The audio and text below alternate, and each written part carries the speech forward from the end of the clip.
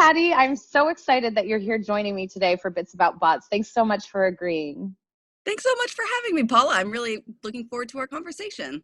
Me too. So in addition to being excited about the fact that we're talking about RPA, robots, and adding to the Bitz About Botz conversation, I'm really excited that you have a really extensive background in chatbot, in chatbot functionality and the use of AI in chatbots. And the reason is because the more RPA advances in the marketplace, the more folks are trying to figure out better ways to optimize their existing robots, figure out better use cases, and apply technology in new and innovative ways. So I'm just so thrilled that you have that background, and I think you're really going to help a lot of people out in considerations for this. So before we get started, I know your background, I know where you came from and sort of how you tick, but maybe a little context on where the technology bug came from and how you wound up playing with robots in your adult life. Oh, sure. I have been in technology for my entire adult life. I have done stints in infrastructure operations, project management, product management, technology, asset management.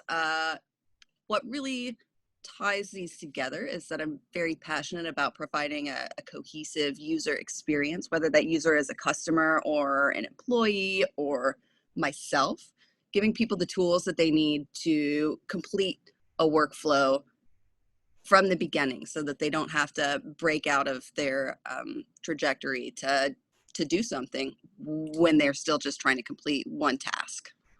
I agree completely. So my background, if you know, that is in process improvement, right? And so the great satisfaction in my BlackBerry days was when we could have a workflow of an SLA, right? That touched not only our department, but operations and the CIO division, and everybody knew how it worked together, right? And now we get to digitally optimize how things go. And it really is just an exciting place.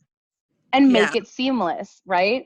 Yep. So, you had told me a little bit about your first chatbot experience, and I think it's such a fantastic anecdote to where you ended up. So maybe share with everybody just a little bit about your first chatbot experience. Oh, sure.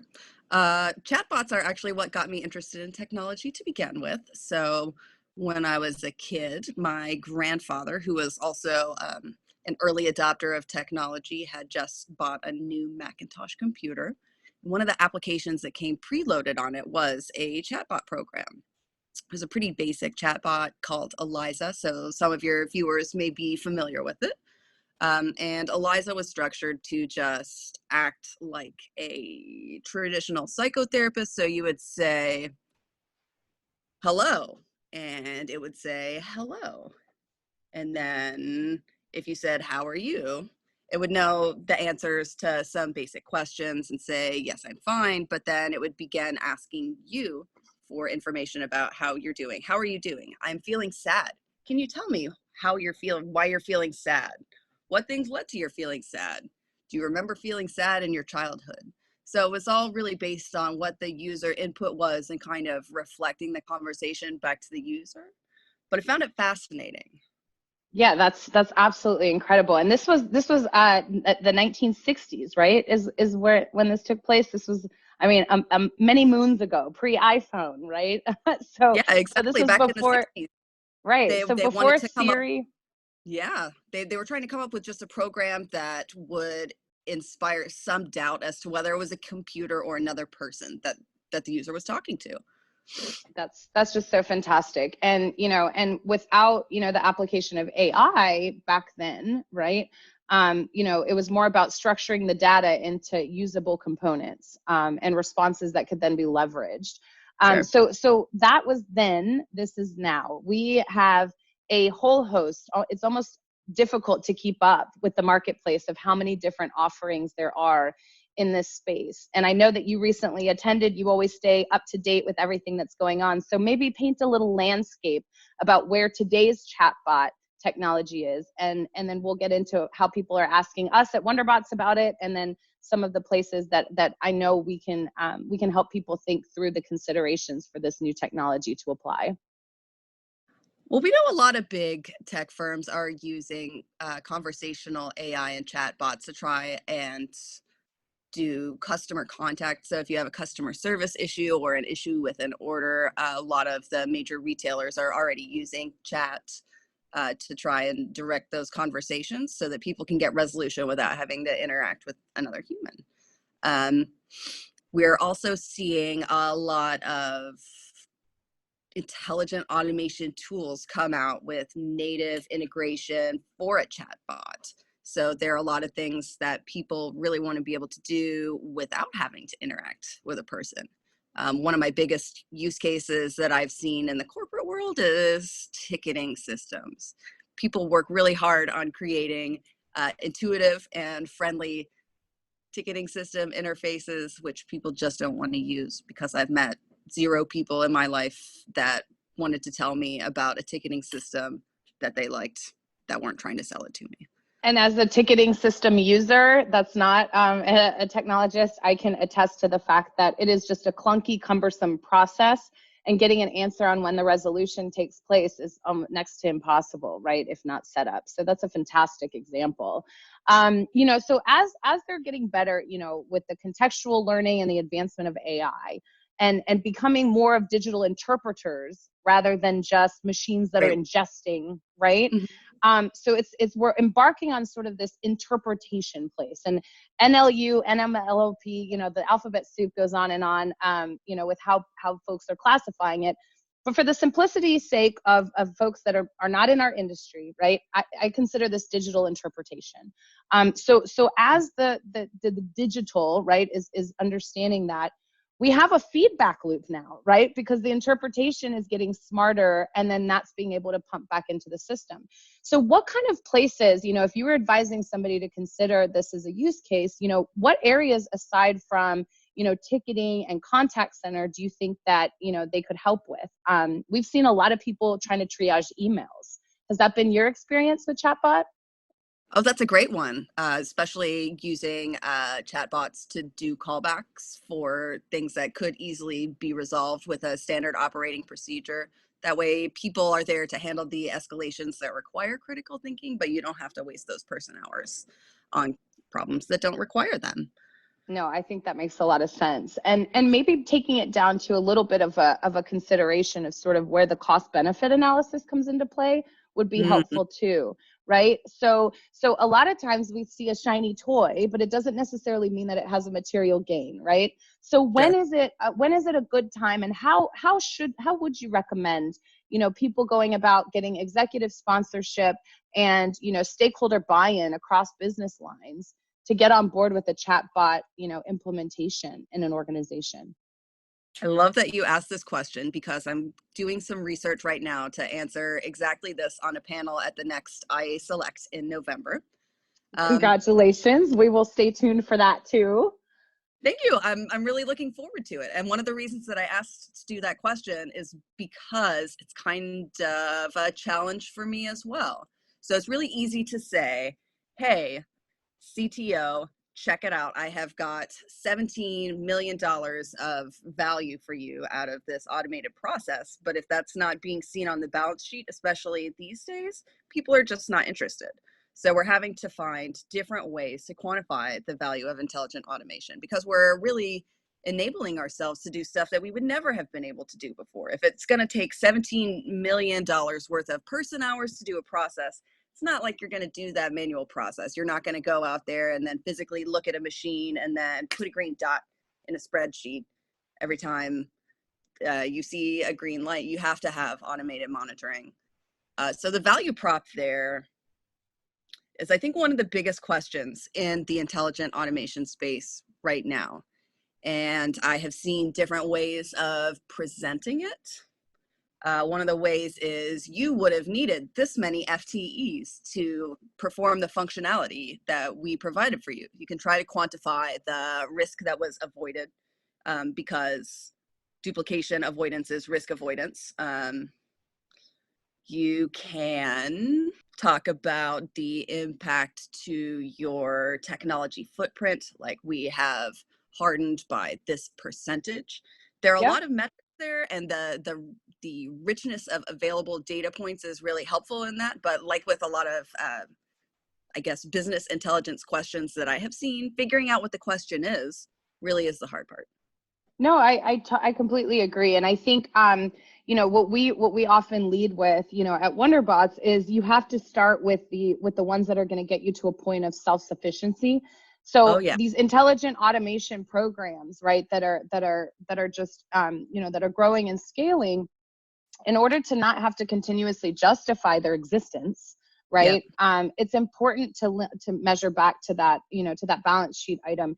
And I think, it's important to also note that not every intelligent automation program is intended to replace FTEs, right? That's kind of an Mm-hmm. antiquated measurement. If you got a compliance ding at the end of the year, right, that's material, it could make sense to do the investment just to avoid that, that compliance ding, by an auditor, right? Or a Great fine, point. or exposure, or, there's so many different applications of value. And I think what we're both saying, and what I think everybody really needs to understand, is you need to figure out what's important to your organization, Very true. and if the organization, has a cost savings initiative, okay, then we need to marry this back to a cost savings initiative, right? If it's about an optimization initiative, all right, that's fine. What does it cost to create a new line of business? And is this worth it? Is this gonna reap material gains? And then the third, and I think one of the ones that, classic IA leaders, or COE leaders, Center of Excellence leaders in this space, should look at is, where are the revenue stream opportunities?